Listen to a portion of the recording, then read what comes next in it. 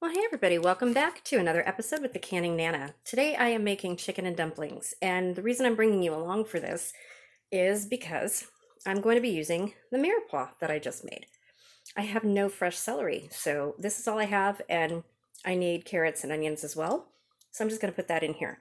So what I've done so far is thought I had a whole chicken, but didn't. So I have some awesome chicken thighs in here. I think there's 5 of them total. There's some garlic, some chicken stock, and fresh onion, and canned carrots, my canned carrots, of course.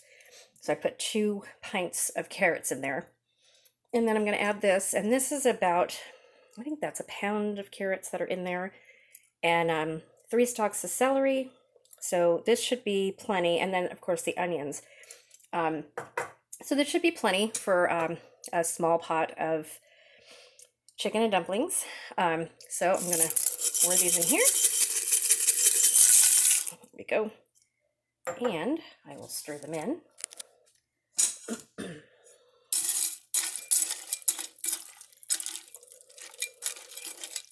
we go. So the water is not cold, the water is hot, but it's not boiling yet. Just about to boil.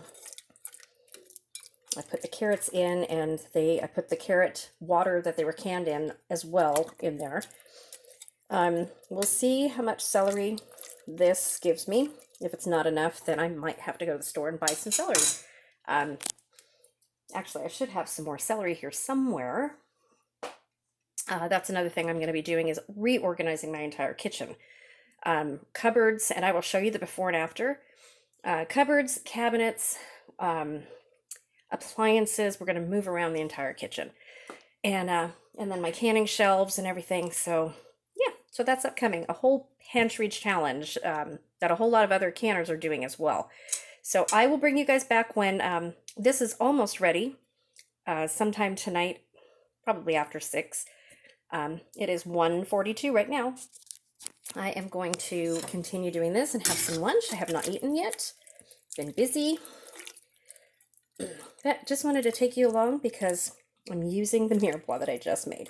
So obviously I need to go to the store and make several more jars of those. But that was so handy to have on hand because I had no fresh celery. And celery in soups and things like this, it comes perfect. Especially being that I blanched it first.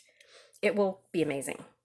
It's not going to have the crunch of fresh celery, but it will rehydrate and taste like celery, and it's not going to be rubbery because I blanched it. So, like I said, I'm going to take you guys along later. You guys have a great day, and look forward to some more videos. Thanks for watching. Please subscribe if you're not already subscribed.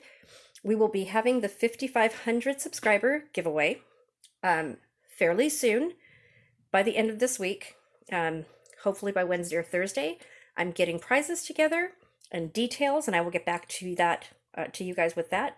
You do have to be subscribed in order to win. So please subscribe, hit that bell, leave a comment, tell me what you think, let me know what you want to see canned or dehydrated. And we have a special surprise coming too. I got a new appliance I'm going to be adding to my repertoire of videos. Thanks for watching, guys.